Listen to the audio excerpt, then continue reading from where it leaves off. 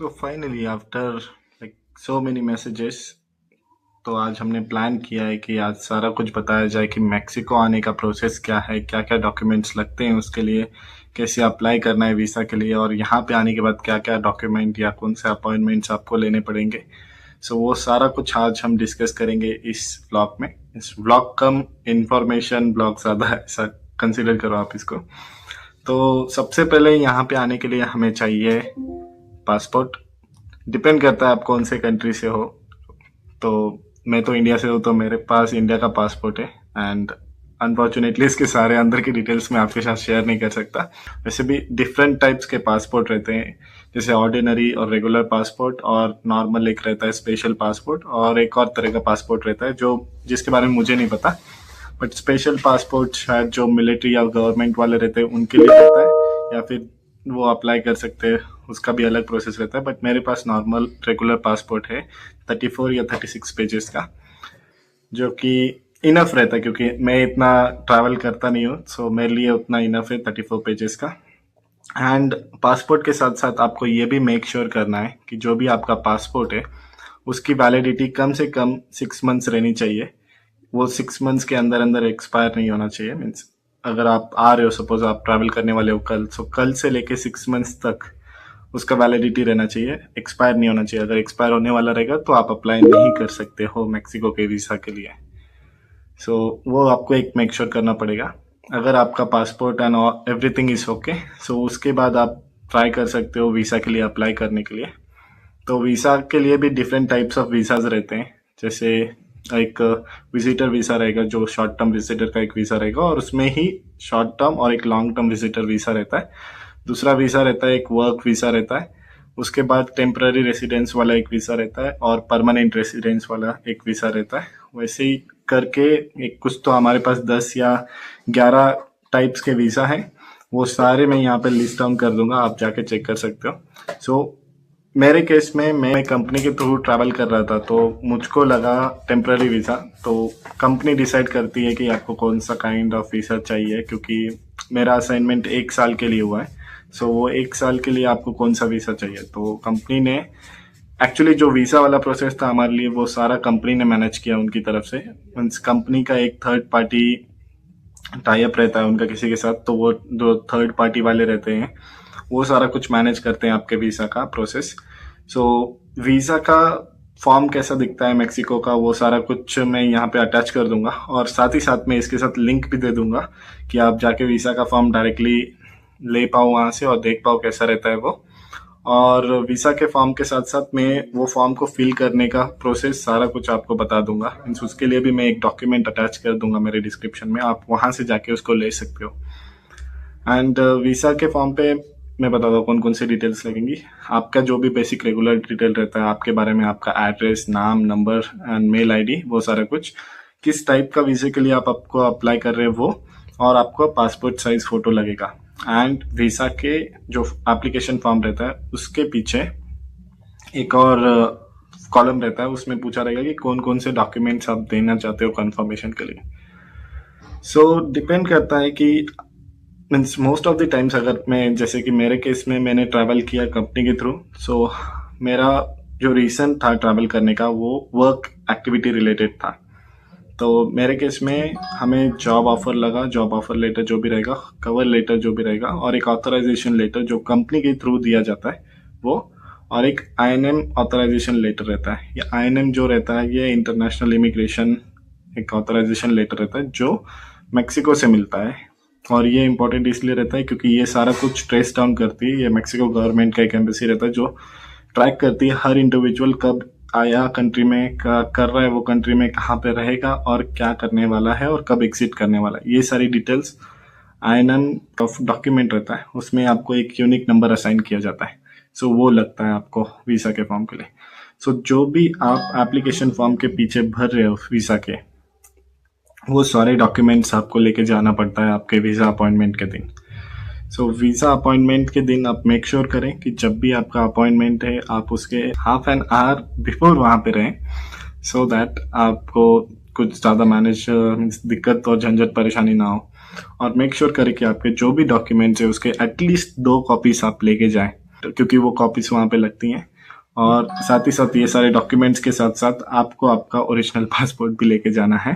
And passport के साथ साथ आप एक अपना पासपोर्ट साइज फोटो भी लेके जाओ।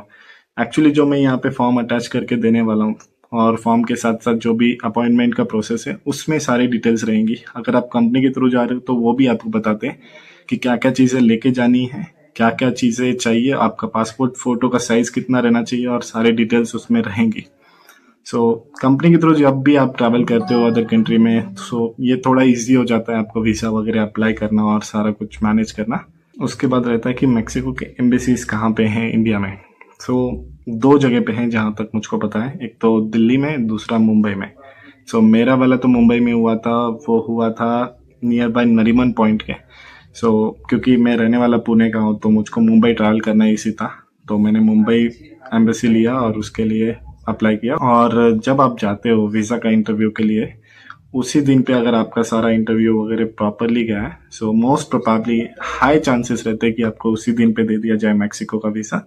अगर नहीं मिलता तो फिर आपको एक दो वर्किंग डेज के अंदर उन लोग पहुंचा देते हैं आप तक। या फिर आप कंपनी के थ्रू जा रहे हो तो कंपनी के थ्रू आप किसी को दूसरे को बोल सकते हो कि आपके बिहाफ पे वो कलेक्ट करे और आप तक ला के दे दे। तो ऐसा भी कर सकते हो आप।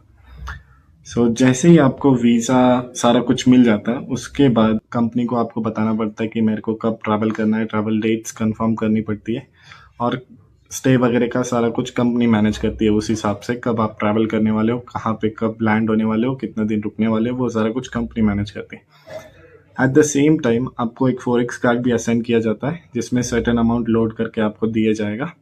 एंड उसी दौरान कंपनी को आपके लिए एक अपॉइंटमेंट भी बुक करना पड़ता है यहाँ के एम्बेसी में, क्योंकि यहाँ पे आने के बाद आपको यहाँ का कार्ड वगैरह लगेगा।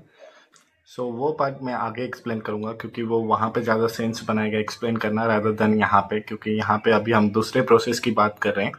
तो वो थोड़ा प्रोसेस थोड़ा डिटेल में जाऊँगा मैं उसके बारे में आगे। वो हम आगे डिस्कस करेंगे। जब आप यहाँ पे लैंड करते हो मैक्सिको में लैंड करने के बाद आपको एयरपोर्ट पे इमिग्रेशन चेकअप करना पड़ता है। आप लकी रहे तो हाफ आवर में हो जाएगा, अगर आप लकी नहीं हो तो 1.5 आवर्स तो लग ही जाएंगे उसको कैसे भी करके। वो करने के बाद, वो करने के टाइम पे भी आपका मेक श्योर आपका INM ऑथराइजेशन लेटर आपके पास है, पासपोर्ट आपके पास रहना चाहिए, job offer letter, cover letter, ये सारा कुछ रहना चाहिए। और साथ ही साथ आपका किसी का तो कॉन्टैक्ट नंबर रहना चाहिए मैक्सिको किसी का। जैसे मेरे केस में मेरे पास मेरे मैनेजर का था, मेरे एक कलीग है उनका भी था। मेरे लिए ये इजी हो गया, बट मेरे केस में मेरे को लगा नहीं ये सारा कुछ, बट 1 घंटा तो लग गया मेरे को भी इमिग्रेशन चेकअप करने के लिए। इस इमिग्रेशन करने के बाद आपको 30 डेज का टाइम पीरियड दिया जाता है कि 30 डेज के अंदर अगर आप यहाँ पे एज अ टेम्पररी रेसिडेंट आए हो तो आपको उसके लिए भी यहाँ का आधार कार्ड, जैसे टेम्पररी रेसिडेंट कार्ड रहता है वैसा लेना पड़ेगा। जैसे अपने यहाँ पे आधार कार्ड रहता है कि आप यहीं के रहीवासी हो ये बताने के लिए, वैसे यहाँ पे भी एक RP कार्ड रहता है जो कि रेसिडेंट कार्ड रहेगा। जैसे ही आपका RP कार्ड का हो गया, वैसे ही उसके बाद आपको लेना पड़ता है RFC कार्ड।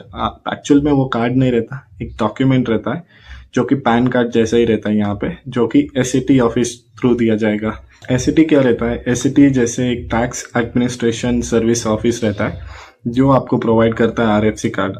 SAT को जाते वक्त आपको एक और चीज़ मेक श्योर करनी है कि आप एक पेन ड्राइव लेके जाएं जो कि अराउंड 8 to 32 GB का रहे, क्योंकि वो पेन ड्राइव में आपका वो सिग्नेचर और सारा कुछ जो भी डेटा रहता है वो आपको कॉपी करके रिटर्न दिया जाता है। और आपको अगर मेरे हिसाब से वो at the end of the year means financial year आपको यूज़फुल रहता है, क्योंकि आपको शायद वो किसी काम के लिए लगता है, बट मैं पूरा श्योर नहीं हूँ कि वो किस लिए लगता है। बट आपको एक पेन ड्राइव लेके जाना चाहिए अगर आप SAT के लिए जा रहे हो तो, क्योंकि वो बहुत ज़्यादा नेसेसरी चीज़ है। विदाउट पेन ड्राइव आपका काम ही नहीं हो पाएगा।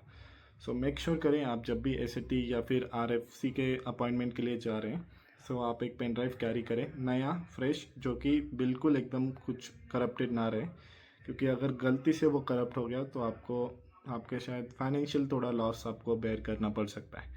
मेक श्योर करें आप एक नया पेन ड्राइव अच्छा सा लेके जाएं वहाँ पे RFC के अपॉइंटमेंट के लिए।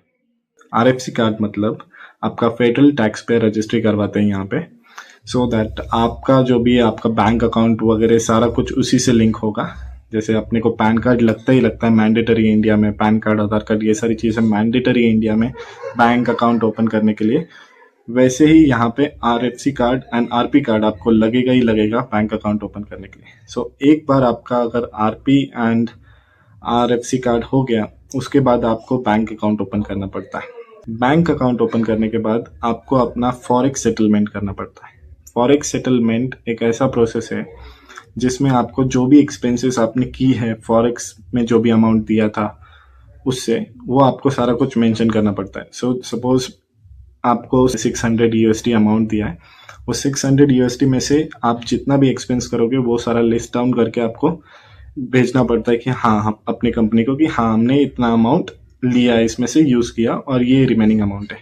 सो अगर वो मैच होता है, अगर वो अप्रूव होता है, तो जो भी आपका रिमेनिंग अमाउंट है उस पर आपके इंडिया सैलरी के हिसाब से टैक्स लग के आपको रिटर्न दे दिया जाता है। सो एट द एंड वो अमाउंट आपको ही मिलेगा पूरा, बट आपको सारा लिस्ट डाउन करना पड़ेगा। जैसे ही आपका फॉरेक्स सेटलमेंट होता है, फॉरेक्स सेटलमेंट के बाद आपको उसी सेम फॉरेक्स कार्ड में आपके कंपनी के थ्रू रिलोकेशन बोनस मिलता है। सो वो रिलोकेशन बोनस मिलने के बाद ऑल सेट, सब कुछ डन। आप वो रिलोकेशन बोनस चाहे तो अपने मैक्सिको बैंक अकाउंट में ट्रांसफ़र करवा सकते हो या फिर डायरेक्टली इंडिया, बट इंडिया में डायरेक्ट ट्रांसफ़र करवाओगे तो उसका कुछ ज़्यादा चार्जेस लगेगा। सो बेटर है आप मैक्सिको वाले अकाउंट में ट्रांसफ़र करवाओ और उसके बाद उसको इंडिया वाले अकाउंट में भेज दो। सो ये पूरा प्रोसेस है ऐसा आपको इंडिया से मैक्सिको आने तक का। मेन प्रोसेस है वीज़ा का। वीज़ा आपका एक बार हो गया, उसके बाद इतना कुछ मुश्किल काम है नहीं। यहाँ पे आने के बाद बस आपको मेक श्योर करना है कि आप 30 डेज़ के अंदर सारे जो भी आपका काम रहे, जैसे RP का हो गया, RFC कार्ड का हो गया, ये सारा कुछ कर लें, सो दैट आपको एक टेम्पररी रेसिडेंट मिल जाए यहाँ पे और आपका पैन कार्ड जैसा आपको RFC कार्ड भी मिल जाए। सो आपको सारे काम ईजी हो जाएंगे। बस यही था ये प्रोसेस। और आपको और भी कोई डिटेल्स चाहिए तो आप मुझको कमेंट डाउन कर सकते हो, सो दैट आपके कमेंट के हिसाब से मैं आपको सारे डिटेल्स शेयर कर सकूँ। बस ऐसा ही है। सो ये पूरा डन हो जाता है। बाय द वे, एक और प्रोसेस है, मीन्स आप बताइए मुझको कमेंट डाउन करके कि मुझको IMSS के भी ऊपर एक इंफॉर्मेशन वीडियो बनाना चाहिए कि नहीं बनाना चाहिए, क्योंकि ये कभी कभी रहता है कि IMSS, आपको बाय द वे बता देता हूँ, IMSS यहाँ का एक गवर्नमेंट हॉस्पिटल है। सो उसका अगर आपके पास कार्ड रहेगा तो आप फ्रीली जाके चेकअप वगैरह करवा सकते हो वहाँ पे, या फिर आपका हेल्थ इशू कुछ रहेगा तो आप जाके वहाँ पे एडमिट भी हो सकते हो।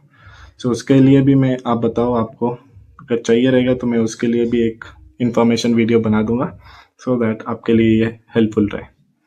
अगर आपको ये वीडियो इन्फॉर्मेटिव लगा है तो इसे लाइक करें और शेयर करें और चैनल को ज़रूर सब्सक्राइब करें, सो दैट कभी कभी मैं आपके लिए ऐसे इन्फॉर्मेशन वाले वीडियो लेके आ सकूँ। Thanks a lot for watching this video. See you guys tomorrow.